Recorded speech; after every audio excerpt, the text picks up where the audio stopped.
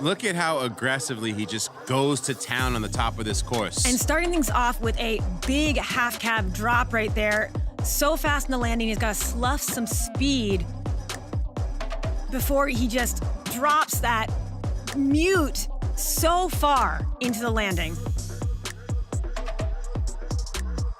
And this was one of my favorite parts of his run. The high speed butter. The 50 foot nose butter? Oh my God. And here, kind of getting a bit off of his line, you can see the tracks, I think, caught him up in the run-in for that jump, which just sent him into that kind of, cork that didn't match up the landing. Mark McMorris from Canada. You didn't see him in Jackson Hole because he was in China competing at the Olympics, but his love for this event is proven by the fact that he made sure his first stop was here at Baldface Lodge. The atmosphere here is really good. Everyone is more into big mountain riding and backcountry snowboarding, but just nice to switch it up and enjoy the mountains.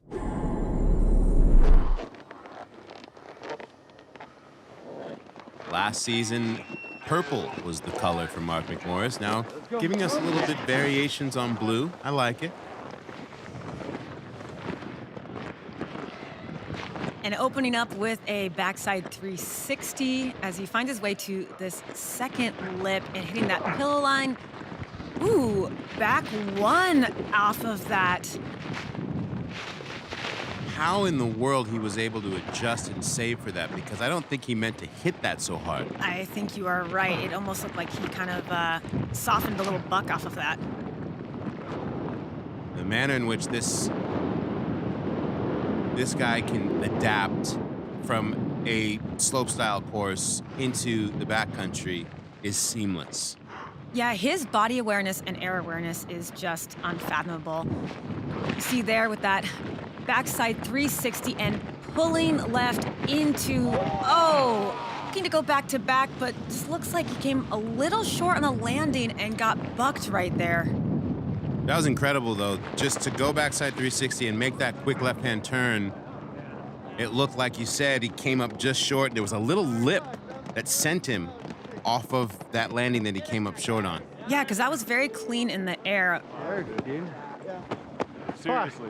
I played it a little. Could have played it harder left or harder right on that. Thank you. You guys all ripped. He's coming in with heavy desire here for the win.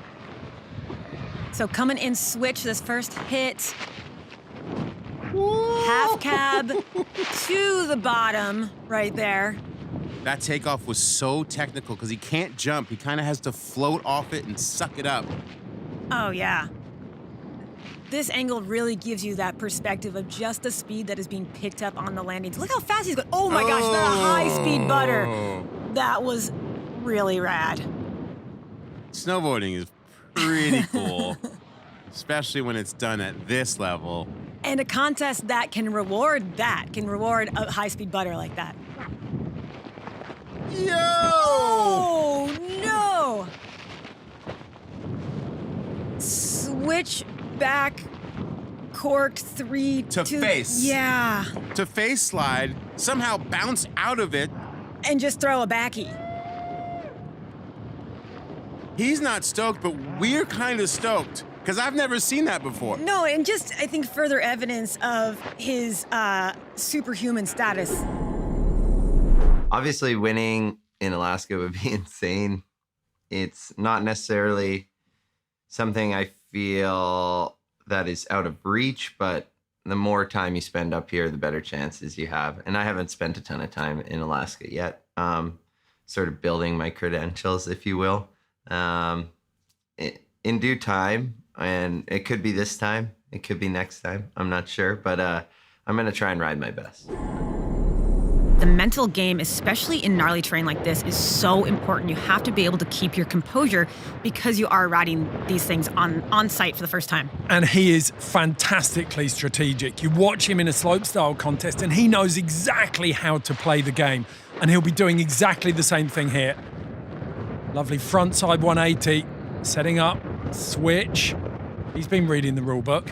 Yes. and just a quick revert back to his regular stance. It's interesting to see the evolution of the riders kind of learning those ins and outs of what the judges are looking for and how to kind of navigate this terrain within the contest parameters. Well, that's exactly what McMorris has done. He's looked at Dustin Craven's scores from Baldface and gone, he got put through the roof for those switch turns. I'm pulling in there. So I have to feel a little bit like Mark is kind of like familiarizing himself, as you put it so well, range finding the terrain right now. Yeah, he's working this spine. Very similar line to Ben Ferguson up here. And he's come onto this really scary nose. You've got to get your speed right off the end of that. Little bit shorter than Ben Ferguson there, but he gets a lovely transfer. Is he setting up? Nice backside 360, just floating into that landing right there.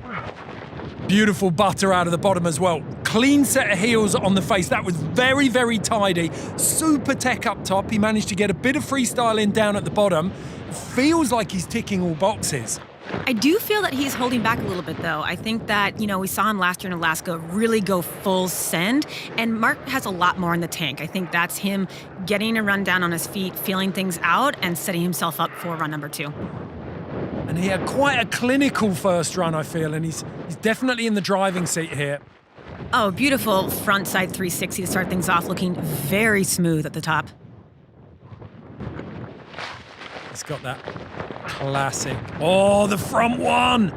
So Again. we're seeing that big switch riding, drawing out those turns. Riding as fast switch as you'll see a lot of people ride normal.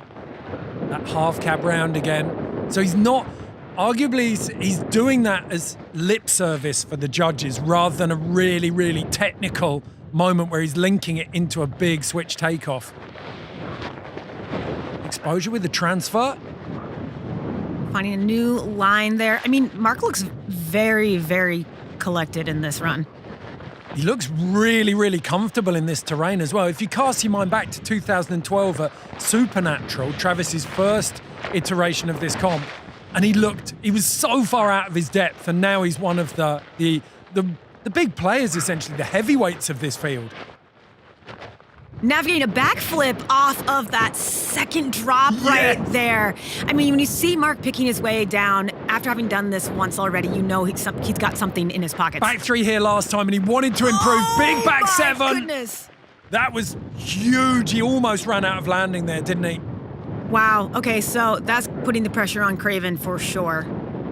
Okay, it'd be good to take a closer look in the recaps at the landing on that 7 to see whether how hard the judges are going to hammer him for that. I agree. Kind of pending really what happened in that landing. I mean, that was a very solid run. But he's pushed a lot harder than his first run. It was an 80 point, I think. Yes. Too much And then- gas. Oh yeah, definitely too much gas up there, Sparky. There wasn't too much freestyle. He added the 7, added the backflip, and he's starting to... Well, he's only 4 points shy of Travis. I mean, this is where fantasy leagues become a reality. Mark McMorris versus Torstein and Horgmo in the Alaskan backcountry. That's insane. Okay, so Mark getting in early onto this big plateau. Just straight lining it, pinning it down there. Oh, a beautiful butter. Just holding on to it. Ambassador, you're spoiling us. Look at that, and then right out onto the nose of this. Super technical. Billy goating his way through there. Right up on top again.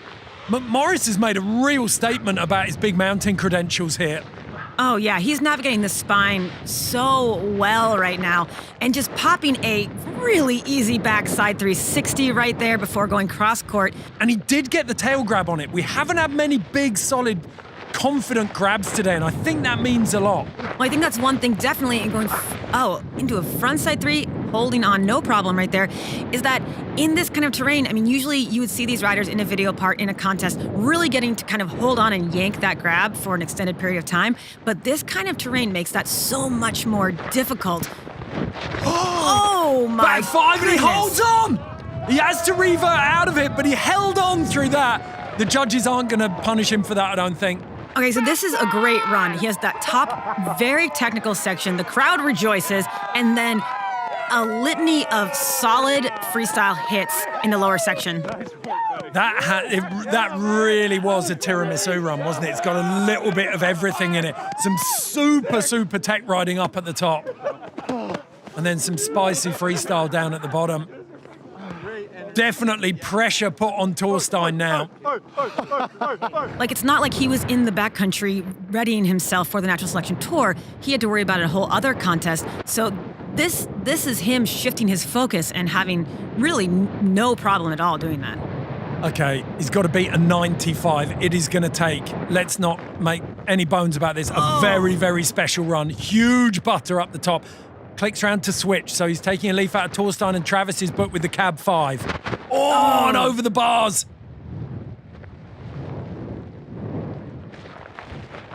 Travis and Torstein it's not that they haven't put a foot wrong, they haven't put a hair out of place on those runs. And it means that cleanliness is next to godliness up here. Completely. To have runs that are that clean, I mean, this is just flabbergasting. It's immaculate. It's that lovely wildcat. Getting caught up a little bit right there on his toe edge. Looked like he was trying to get barreled. And going front 3, holding it together. Oh, not quite. Imagine having the spatial awareness to be able to save something like that. Oh, Any mortal would have had their head in the snog on that one, and somehow he gave it the sprocking cat and managed to bring it round. Popping a half cab for the fans down at the bottom.